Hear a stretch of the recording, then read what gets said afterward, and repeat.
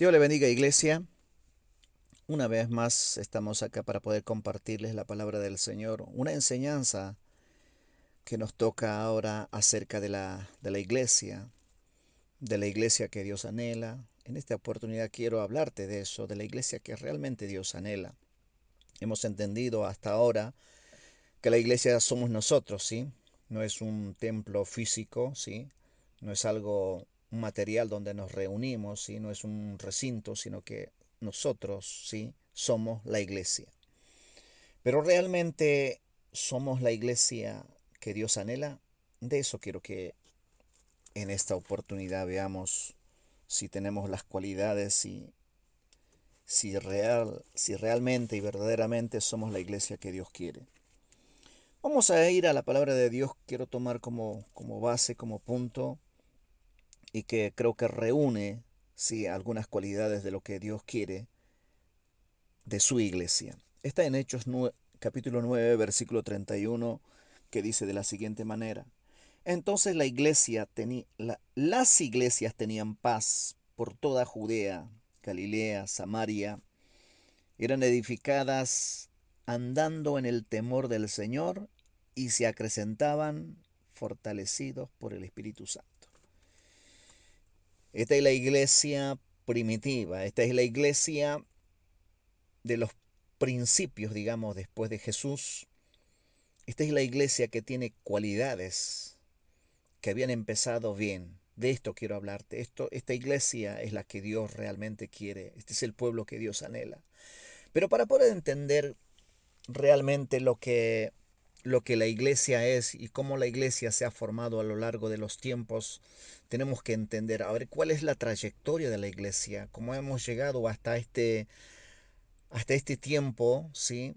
Actual en la cual estamos, ¿sí? Y somos parte y formamos parte de una iglesia. Quiero hacerte un pequeño resumen acerca de la iglesia formada desde el principio y cuáles eran los anhelos de Dios. Realmente hubo un anhelo específico en su iglesia, en el pueblo que él iba formando a través del tiempo. Dios estaba, es decir, como no sé si empecinado, pero en tener una iglesia que marque la diferencia. ¿Fue siempre eso? Veamos a través de los tiempos y vamos a hacer como una especie de resumen, si querés, para poder pasar por todos los tiempos y poder entender de lo que es la iglesia, de lo que somos la iglesia, cómo fue pasando los tiempos, ¿sí? Y las distintas épocas, etapas donde la iglesia ha atravesado. Y eso queremos entenderlo a través de la palabra de Dios, por supuesto. Pero te voy a hacer en pequeño resumen, entendiendo, claro que sí, está todo relatado, marcado en la historia, en la palabra de Dios históricamente, ¿sí? La iglesia casi prácticamente nació desde Abraham, ¿sí? El padre de la fe. Y de ahí proviene la iglesia, de ahí empieza a formarse un pueblo donde llegan a parar en Egipto y allí en Egipto son esclavizados 400 años. 400 años donde la iglesia pareciera que subiese, o el pueblo, lo mismo, o el pueblo de Dios pareciera que se hubiese estancado. 400 años habían transcurrido cuando Dios nuevamente vuelve a visitarlos y los saca de aquel lugar, y el deseo de Dios es llevarlo a una tierra prometida, ¿sí? A una tierra prometida. Pero ¿qué sucede? Sucede que Dios se encuentra con un pueblo prácticamente rebelde, murmuradora. Yo creo que todas esas actitudes, todas esas características que el pueblo de Israel había tenido en el desierto eran producto de la esclavitud, obviamente, producto de que han sido formados bajo el látigo, bajo el rigor, ¿sí?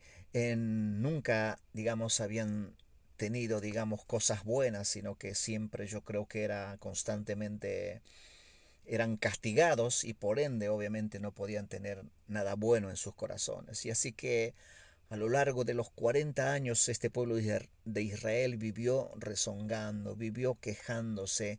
Nada bueno podían encontrar de Dios. Si había algo bueno, siempre había algo para decir, algo para quejarse, algo de no estar conforme. Así que con estas cualidades, o no cualidades, con estas actitudes, con estas formas de pensamientos y de proceder, jamás Dios podía formar un pueblo así. ¿No serían estas características la que Dios quería que su pueblo, que su iglesia tuviese para poder conquistar la tierra prometida? Por ende, este pueblo en los 40 años en el desierto allí quedaron. Y en estos 40 años se formó una nueva generación, las cuales sí entrarán a la tierra prometida que Dios les había prometido. Esta nueva generación tenía distintos pensamientos porque habían visto las maravillas de Dios. A lo largo de todo el desierto habían sido formados de distintas formas, tenían otras características. Y este es el pueblo que había entrado a conquistar la tierra prometida. Y así pasó, entraron a la tierra prometida, pero pasaron el tiempo y fueron cambiando también las costumbres. Fueron de a poco acercándose a las costumbres paganas de aquellos territorios que ellos mismos habían conquistado, donde habían expulsado a los paganos. Pero sin embargo, la idolatría y los dioses a quienes servían estos pueblos paganos, también el pueblo de Israel tuvo la tendencia y la debilidad de poder desviarse tras los dioses paganos. Así que por lo tanto, con el tiempo se volvieron nuevamente a convertirse en un pueblo casi prácticamente idólatra. Constantemente, una y otra vez, se iban tras los dioses ajenos. A raíz de esto, Dios nuevamente vuelve a actuar y nuevamente la iglesia o el pueblo de Dios son deportados como esclavos a Babilonia. 70 años van a transcurrir. Estos 70 años también van a servir para que la iglesia vuelva nuevamente a levantarse, vuelvan a tener otra actitud, vuelvan a tener otro corazón. Estos 70 años servirán para que el pueblo nuevamente vuelva a formarse con principios de Dios. Un trato muy especial que Dios ha tratado en los 70 años. Transcurrido estos 70 años, el pueblo de Israel vuelve nuevamente a sus territorios, vuelve nuevamente a sus tierras y nuevamente transcurrirán los tiempos y pasarán los tiempos y llegará al tiempo de Jesús. Necesitamos entender un poquito esto, cómo los tiempos fueron cambiando constantemente, cómo Dios iba actuando, ¿sí? Iba actuando cada vez que Israel se desviaba, tenía mucha tendencia de poder apartarse de Dios, nuevamente Dios actuaba para poder enderezarlos. Ahora bien, después de haber transcurrido todos los periodos en el Antiguo Testamento, llegan al Nuevo Testamento, una iglesia, vamos a decir, no sé, un pueblo formado, un pueblo que tenían costumbres distintas, un pueblo, no sé, y veremos esos ejemplos después más adelante, ¿sí? Veremos esos ejemplos, cómo es que llegó, digamos, a esta instancia. Y en este tiempo, ¿sí? Del Nuevo Testamento aparece Jesús. Aparece Jesús en el Nuevo Testamento para poder salvar al pueblo de Israel, ¿sí? Del error, ¿sí? De que ellos habían tomado, ¿sí? Andar, caminar, estaban tan errados y Jesús viene a la tierra para poder encaminarlos, para traerles salvación al pueblo de Israel. Pero no obstante, conocemos bien claramente la historia que el pueblo mismo no los reconoció, dice a Jesús, ellos mismos crucificaron a Jesús y desconocieron totalmente como el Salvador, como el Mesías. Bien, así Jesús murió y pasaron el tiempo donde se empezó a formar la nueva iglesia, el nuevo, el nuevo pueblo que serán llamados como cristianos o los seguidores de Jesús, ¿sí? Cuando vino Jesús y en el libro de los Hechos nos relata claramente cómo la iglesia se había reformado, ¿sí? Una iglesia que se había prácticamente separado de los judíos, ¿sí? De esa iglesia, de ese pueblo, se separó un pueblo tan distinto, con otras características, con otras formas, de otra manera. Estos, estos son los que van a seguir a Jesús. Los judíos no reconocen, se quedan en otro, no sé si en otro tiempo, pero en otra especie de iglesia, en otro pueblo que quedará ahí casi como, no sé, a la espera de que vayan pasando los tiempos hasta que les llegue el tiempo. Pero surge justamente en este tiempo la iglesia primitiva, la iglesia que conocemos, que es la iglesia de los Hechos.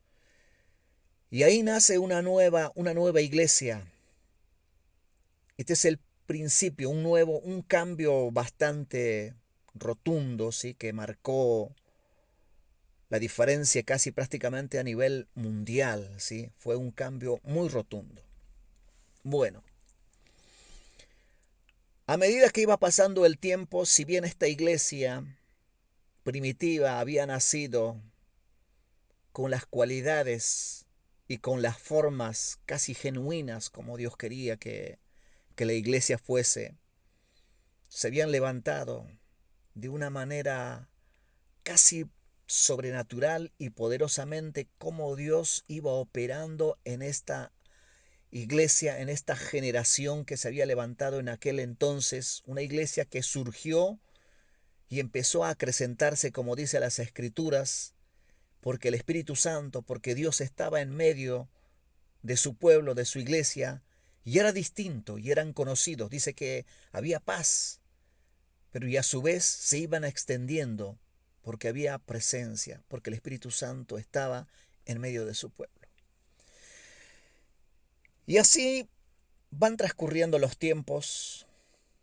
Por eso quiero que entendamos esta parte, a dónde quiero ir, porque necesitamos saber cuál es el origen, como iglesia, como pueblo, como protestantes que nos conocen de hecho. Dice que si bien esta iglesia que se formó en el principio, allí en el libro de los Hechos, había nacido, se había formado como una iglesia casi perfecta, casi la iglesia que generalmente Dios anhela que sean esas cualidades que tenía, ¿sí? Esta iglesia del libro de los Hechos, la iglesia que se había formado en ese principio, en ese entonces, esa era la iglesia que Dios anhelaba y anhela actualmente. Pero esta misma iglesia, al pasar el tiempo, como decía, la iglesia fue pasando por etapas, por tiempos, y siempre tenía la tendencia de poder desviarse. Dice que en el año, en realidad esta es la iglesia conocida casi prácticamente como la iglesia católica. La iglesia católica significa que es universal, ¿sí? Universal. Eso significa, católica es universal. Esta es la iglesia que se había formado de una manera correcta, pero dice, según la historia, los historiadores relatan y cuentan que en el año 300 más o menos promedios, ¿no?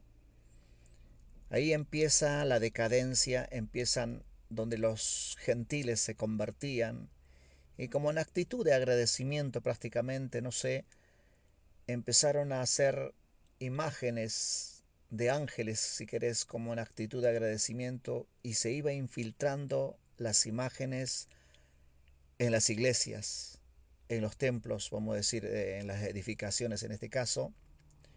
Ya hemos entendido que nosotros somos la iglesia, pero dentro de esta iglesia se iban entrando de a poco las imágenes. Y a partir de ese entonces, cada vez más, y había veneración de santos, de personas que habían fallecido, y en honor a eso tenían una estatua, una imagen, ¿sí? Y así, paulatinamente, el pueblo de Dios o la iglesia que había sido formado se fue desviando a lo largo del tiempo. Según la historia se relata que había mucha controversia, constantemente había mucho, es decir, acerca de la idolatría. En cierto momento alguien se levantaba y no estaba, digamos, de acuerdo con la idolatría y se empezaron a dividir los grupos en el tiempo de las idolatrías, donde las imágenes se iban entrando de a poco, empezaron a surgir dos pueblos casi paralelos, uno que estaban de acuerdo con los ídolos y las imágenes y el otro que no estaban de acuerdo. Y era una lucha constante prácticamente y eso duró casi un periodo de 400, 500 años, donde habían dos pueblos que iban acrecentándose paralelamente. Pero como era mayor el peso de aquellos gobiernos, de hecho, de aquel entonces, perdieron, digamos, aquellos que no estaban de acuerdo con las imágenes, perdieron y se instaló la idolatría dentro de la Iglesia Católica o llamado, como en el principio, aquella iglesia que había sido formada genuina, real, como Dios quería, pero a través del tiempo, esta iglesia llegó a desviarse y convertirse en una iglesia idólatra, lleno de imágenes, adoraciones, veneraciones de santos, de todos los santos que hoy en día conocemos. Transcurrieron prácticamente casi 1500 años después. Esta iglesia se había desvirtuado, había perdido su norte, había perdido cuál es el sentido, había perdido la originalidad de lo que fue el principio, había perdido totalmente prácticamente. Entonces llegó un tiempo en esta época, en el año promedio, estoy haciendo promedio, en el año 1500, llegó a esta instancia la iglesia que fue formada en el principio, la iglesia que prácticamente era genuina, la iglesia que prácticamente Dios anhelaba que sea así la iglesia. Esta iglesia se había convertido en una iglesia idólatra, en una iglesia donde todo era ganancia, todo era medios de negocio. Es decir, está conocido como la venta de las indulgencias, que quiere decir que tenían que pagar las personas para que pudieran tener la oportunidad de ser salvos, ser perdonados. Tenían que pagar por las oraciones, para que orasen y por el pago de unas monedas, no sé el costo que sea, tenían el acceso de poder tener la salvación. Y otra era que también podían ellos pagar por aquellas personas que habían muerto y que puedan tener la oportunidad de tener la salvación. Mirá a qué punto habían caído la iglesia que se formó. Hoy era la iglesia casi prácticamente desconocida, una iglesia que había perdido totalmente la genuinidad del principio, se había desviado, se había apartado. Es ahí donde aparece el famoso conocido Martín Lutero, ¿sí?, que era parte de la iglesia católica. Se le resplandeció la luz a este varón, vamos a decir, en ese entonces. Pero ¿sabes qué tenemos que entender? Que había una iglesia genuina que se había formado en el principio. A este tiempo transcurrido se había perdido esa iglesia. Pero cuando Dios tiene un propósito sobre su iglesia, sobre su pueblo, no importa que pasen el tiempo y los años, pero va a llegar el momento donde usará a cualquier persona para nuevamente, como habían transcurrido en aquel entonces 400 años, una iglesia o un pueblo que había quedado casi estancado, que no había resurgido en ningún momento. De la misma manera, así como resurgió en Egipto un pueblo que se formó, que se levantó, en este año va a resurgir. Para mí es la palabra resurgir. ¿Por qué digo resurgir? Resurgirá la iglesia que había sido formado en el libro de los Hechos. Esa iglesia va a volver a resurgir, pero con Martín Lutero, porque ciertamente este Martín Lutero fue uno de los personajes que peleó la famosa conocida las 95 tesis que clavó ahí en una iglesia para darles a entender qué errados estaban la iglesia, ¿sí? La iglesia católica, qué errados estaban en su forma de proceder y hacer las cosas, que no era así como ellos creían, que todo era, que tenía un precio y que tenían que pagarlo, que no era así. Entonces, a partir de ese entonces, ante la lucha de este hombre, de este varón, Martín Lutero, por eso es que nos llaman protestantes, porque él salió en protesta, ¿sí? En contra de los católicos, para hacerles o publicar al mundo y hacer que sepan que no es la forma correcta que ellos estaban haciendo y la manera que tenían de poder proceder. Entonces de ahí es donde Martín Lutero se levanta y se forma una nueva iglesia, vamos a decir. Para mí no es una nueva iglesia, sino que es la iglesia que vuelve a resurgir, la misma iglesia. La misma iglesia primitiva vuelve nuevamente a resurgir. Uno, por eso tomamos énfasis por ahí, muchos lo tomamos con Martín Lutero. Y toda la gente por ahí, todos los que conocen la historia dicen que somos protestantes por el hecho de que Martín Lutero, digamos, en aquel momento peleó por esta nueva iglesia, vamos a decir, pero no es la nueva iglesia, sino que es la misma iglesia que había sido formada, nada más que vuelve a resurgir y nuevamente se abre una iglesia, ¿sí? Es decir, queda la católica por un lado y sale la iglesia nuevamente, vuelve a resurgir la iglesia misma, que tenía las mismas características en el principio de los hechos, nuevamente vuelve a resurgir esa iglesia. Esa es la historia, como la iglesia vuelve a resurgir en el año 1500 con Martín Lutero. Si bien había resplandecido la luz a Martín Lutero, pero no obstante, cuando leemos a veces la historia de Martín Lutero, tampoco vamos a ver un varón un varón temeroso, un varón consagrado a Dios. Yo creo que no tanto, porque la historia dice otra cosa.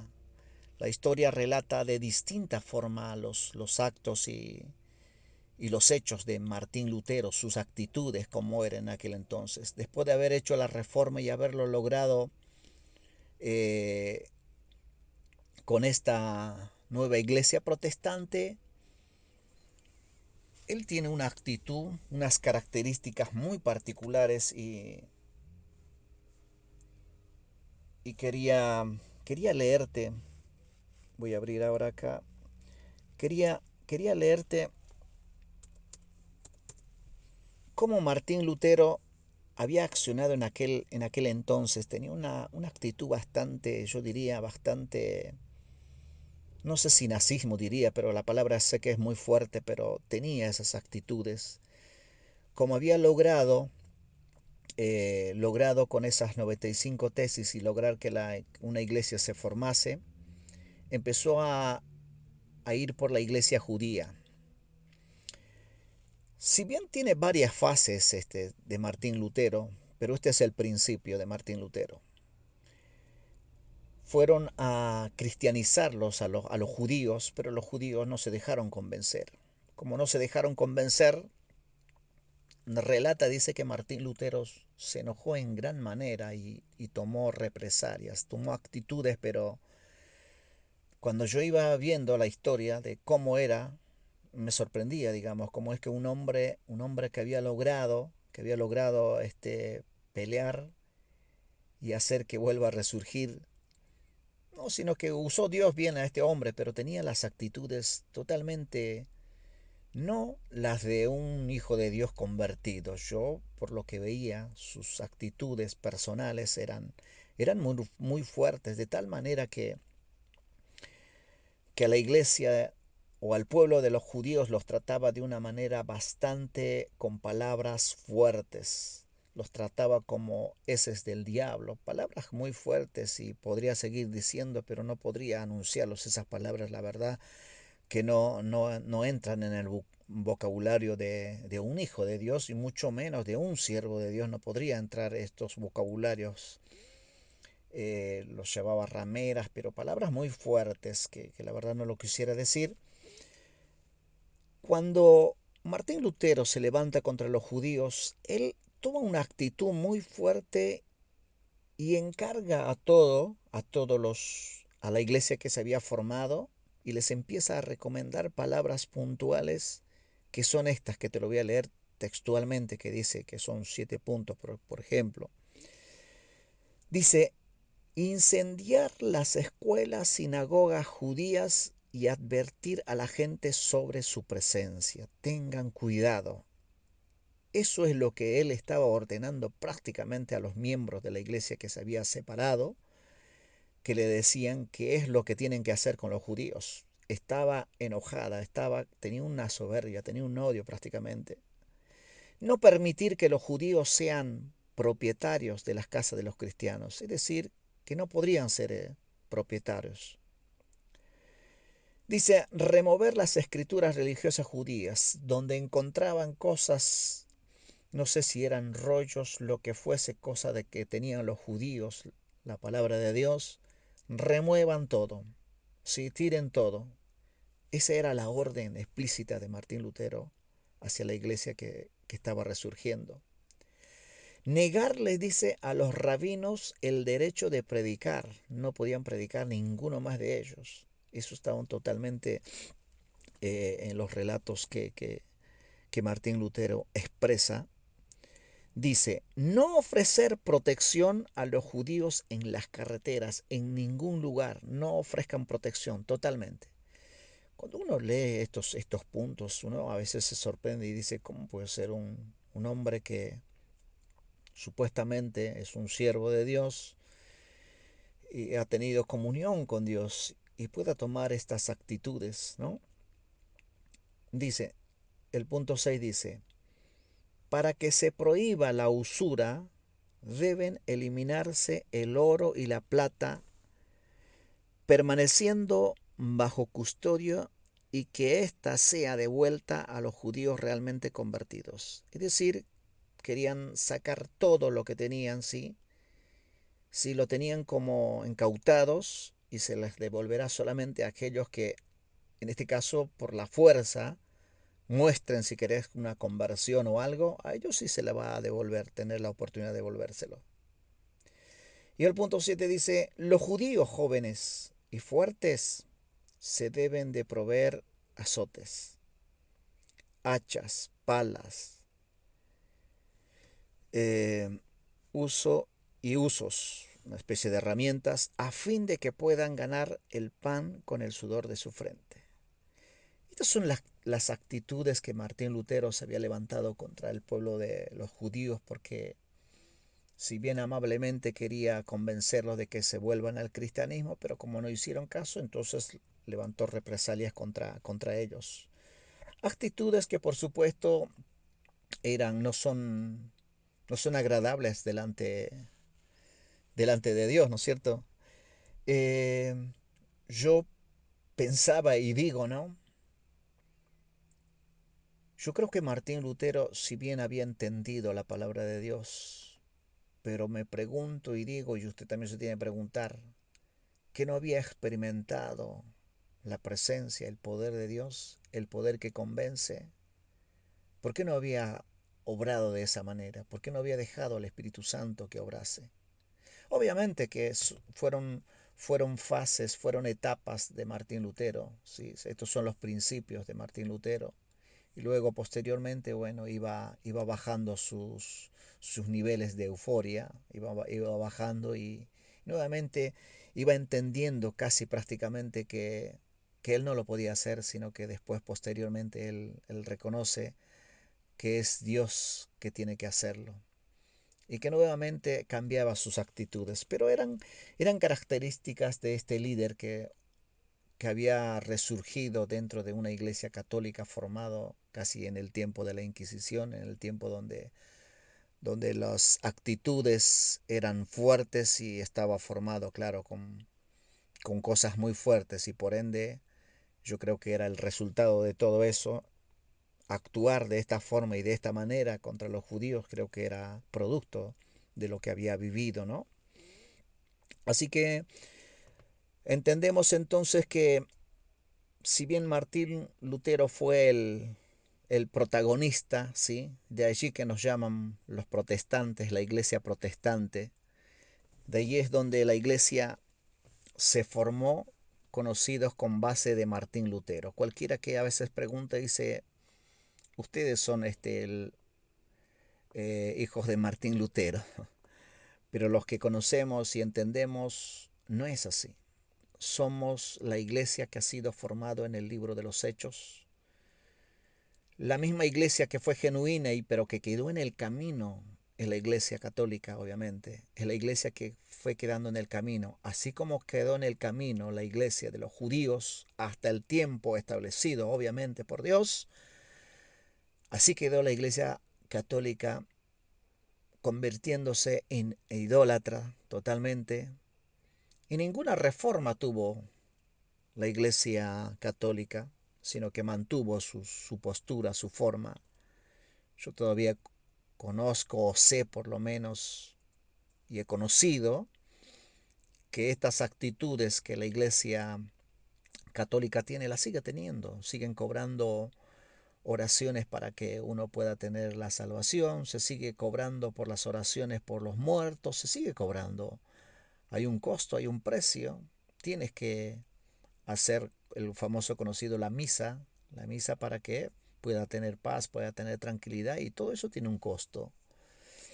No sé si acá en la Argentina, pero prácticamente en Bolivia, todos los sacerdotes o todos los que están en el servicio de eso cobran por las oraciones. Eso lo sé. Y eso no ha cambiado en la Iglesia Católica. Así que bien, si bien la Iglesia genuina vuelve a resurgir con Martín Lutero, esa iglesia que Dios siempre la fue trayendo a través de los tiempos. Digo, desde Abraham lo fue trayendo Dios a través de los tiempos, esa iglesia que Él quiere que sea distinta, diferente. Como el versículo que acabamos de leer, esa era la iglesia que Él quería, que haya esencia dentro del pueblo de Dios, que el Espíritu Santo sea el que va a obrar, va a operar. Por eso esta iglesia, cuando nació en el libro de los Hechos, esta iglesia tenía esa particularidad. Se acrecentaba, eran reconocidos, había paz, porque había mover del Espíritu Santo, porque había mover de la presencia de Dios. Y la pregunta es que si nosotros en este tiempo, y nos tenemos que preguntar si somos la iglesia que Dios quiere realmente, o somos la iglesia que de pronto por ahí nos está sucediendo que nos podemos estar estancando. Esta palabra o esta enseñanza va dirigida obviamente para toda la iglesia y todos nos tenemos que hacer la pregunta si realmente estamos haciendo o estamos siendo la iglesia anhelada por Dios, con esas características particulares que Él quiere. No una iglesia estancada, no una iglesia detenida. Todo el tiempo que se detuvo la iglesia jamás avanzó, jamás creció. Constantemente Dios movió el avispero y las iglesias fueron removidos, porque Dios quiere una iglesia que avance, una iglesia que se levante, una iglesia que tenga particularmente cualidades sobrenaturales. Es la iglesia que Dios anhela, es la iglesia que Dios quiere y ha querido siempre. Así que nosotros como miembros y partes del cuerpo de Cristo, la iglesia que hemos sido comprados con precio de sangre, que hemos sido gestados con la sangre de Jesús, ¿somos esa iglesia? Tenemos que preguntarnos. Todos los que vamos los domingos y nos reunimos allí en el lugar, en un templo, vamos a decir, en un lugar, en un recinto que es la iglesia, nos tenemos que preguntar todos si somos esa iglesia que Dios quiere que seamos. esa iglesia particular, esa iglesia que marca la diferencia, esa iglesia donde la presencia se mueve de una manera poderosa.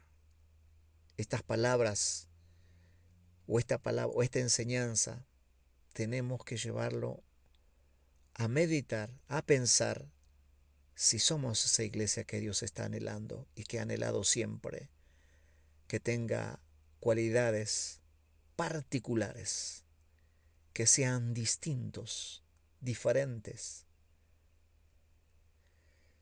Sé que es largo para poder seguir extendiendo esta enseñanza y poder seguir hablando mucho más cosas.